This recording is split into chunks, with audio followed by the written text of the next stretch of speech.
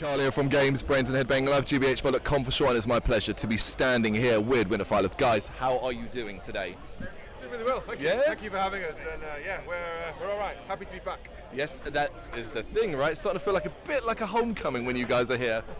Yeah, it feels like that same way for us. You know, I think we were saying to another interview a little bit before, we've probably played here 4 or 5 times now over the past kind of 10 or 15 years, and it's nice. You know, I think this festival really helped launch our band. You know, when we were first album, kind of just getting there, and now it's nice that they keep kind of giving us a platform and keep supporting us as we're now on our 7th album. You know, Yeah. so it's it's been a nice journey, and it's nice to come back to a festival that likes the band and that we like, and we come as fans too when we're not playing. It's coming home in exactly the way that football didn't. There is that. When you first stepped foot on the site, was there any trepidation, considering the last 18 months, and you step in and it's like, oh, it's Bloodstock again, or have you been able to relax into it now? I mean, personally, a little bit. You know, I think maybe I'd have liked a few warm-up shows that weren't like a huge Bloodstock stage full of people who've been deprived of shows for a year. But I don't know. You've got to roll with the punches. You know, this is the stage that's here for us, and we want to perform on it. You know, it's been a tough time for everybody. You know, like fans and artists alike, and it's just glad to be able to do something. And, You know, I think it feels strange, like almost how familiar it is, almost like you've been chucked into a memory. Like it's nice that once you get through, you know, what you have to do to enter. Yeah. The once you're in the festival, the atmosphere still feels pretty similar. There's a nice familiarity to it. I mean, obviously I've only been here a couple of hours, but that's kind of how I feel about it. It's just nice to see the scene back together and all old friends that I haven't seen in some time, but just in an environment which doesn't actually feel dystopian and alienated like a lot of the world has across the last year or so. And I think I'm sure the fans will be rooting for all the bands, and they'll know what's been going on for people and their ability to kind of get together and rehearse and stuff. So, you know, it's probably just what everyone needed. You know, like a release after the difficulty of the last year or two. You know, and it's good. I'm glad we want to smash it, and we want to kind of make sure that we give people a show that they deserve after so long.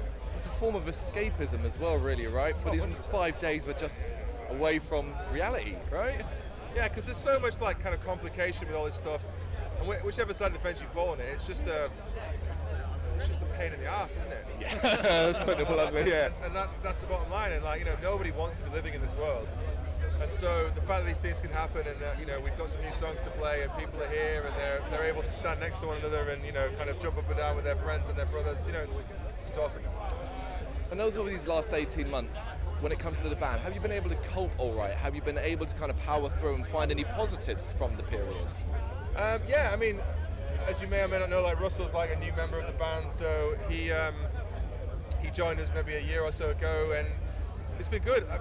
As he said to other people, it's been nice for us to have the bandwidth, the space, the kind of capacity to like learn all of our new album songs together and to kind of grow as a band together and learn to play out together again as well, because often when new members join a band, it's like, well, we've got a show in 5 weeks, you need to be ready. It could have been a lot more pressure for me, it could have been the fact like you rush to learn the songs, you get on tour and on the bus to realise I'm an arsehole, but luckily they've been able to realise I'm an arsehole just in the rehearsal space, so, and they get on board with that for some reason. So.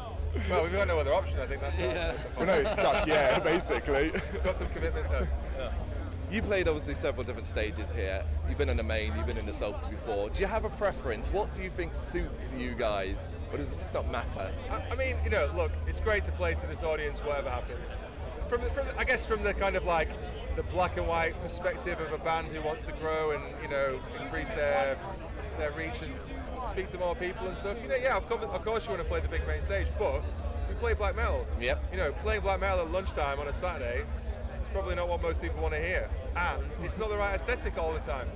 You're playing a tent with the lights, the atmosphere, the darkness, the kind of the closeness of the fans. I think it's cool to play in the tent. I think there are a lot of black metal fans that feel that way, that perhaps just that dark music just deserves to be in the dark. Yep. I think that sometimes you can see, maybe not so much from Winterfylleth actually, I think I wasn't in the band at that time, but the main stage performance from them was very good, but like sometimes like a black metal band which is maybe aesthetically darker, it struggles to go over in that daylight they like outdoor environments. So I think maybe that's why a lot of black metal fans tend to say they prefer shows in the tent. But at the end of the day, like, you're not going to say no to a main stage show, right?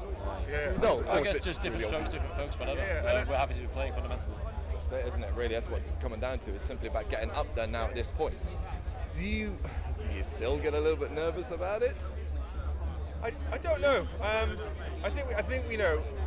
We can hand on heart say that we've put the legwork in the rehearsal space. You know, we've not done like 2 rehearsals and like kind of come back. You know, we've been in there like once or twice a week for the past probably like 12 or 13 weeks. You know, we spent a lot of time at home, like learning the new parts and kind of getting re-familiarise ourselves with our new album songs and stuff. So I'm hoping it's like a little bit more second nature to us now, and it'll come naturally. But you know, I think it's good and I think it's healthy to have a little bit of trepidation about it. You know, what is it the ideal scenario to come back to a huge festival stage for your first show back with a new guitarist playing 4 new songs that you haven't played before? Probably not. But that's the stage we have, and that's what we have to do. So would it have been nice to have a warm-up show to 150 people? Probably so, but you know, we've been a band for 15 years. You know, we've played big stages, we've done big stuff. So I'm hoping we've got the emotional toolkit to kind of deal with it, and we bring it in an hour or two's time. So you know. No, I totally get that. And what about momentum from this? What's kind of your rough plans, hopeful plans, almost depending upon if restrictions stay where they are? Plans for the rest of the year? So next week we're up in Cumbria, aren't we? So it's a small boutique festival called Northern Darkness, which is very focused event. So that'll be good. And then October we're on tour with what would have been our album release tour last spring. That's been rescheduled for this October. So album release tour, like, you know, a year and a half. This is the first show of our album tour today, by the way. That's with Mork from Norway, from Peaceville. And then we've got potentially a couple of festivals towards the end of the year, if they happen. And then next year we've got some exciting stuff happening, which is not yet announced. Yep, fair enough. Next year's looking really, really positive. Yeah, we've got potentially 2 really big tours for us, big bands, great lineups and stuff that not that it's like, you know, not allowed to announce, but it's one of those things like you don't want to kind of get people's hopes up and then it'd be dashed kind of thing. And I think the last year sort of taught us that, you know, people will come out if you announce it a week before or 6 months before. So the hunger's there, people have had it. Because you know you've got a lot of stuff lined up and stuff that was either be scheduled or be booked, but the pandemic almost sort of teaches you to feel a little tentative about it. But hopefully things remain positive and we can feel more confident about the great plans we have in store, right? Yeah, we feel like we've asked these same questions to every band for the last 2 years, and the word hope is constantly hope. I think that, you know, for us, that's why we released our album during it. You know, like a lot of bands put their album off and wait until the world is open again. But we just thought people need a bit of hope. They used to be new to listen to, need a focal point. You know, they've got time to listen to and get into albums where maybe they're trying to absorb too much on an average week, or they're working, or listen to it on the train on the way to work, or whatever. Actually, I think it's been a positive thing in some aspects for us to be able to release an album and have people have the time and bandwidth to relate to it. And you know, I'm hoping that all these people know all these new songs that maybe they weren't expecting us to play today. You can hope. Thank you very much for watching. You can check us out on gbhbl.com as well as on Facebook, Instagram, Twitter and Tumblr. Go to Patreon to help us out over there. That's patreon.com/gbhbl, as well as Big Cartel, where you can find some of our merchandise. We have a podcast running on SoundCloud and Apple Podcasts, and of course, if you like this video, do us a favour, hit the subscribe button and help the channel grow. Games, horror and heavy metal, what else is life for?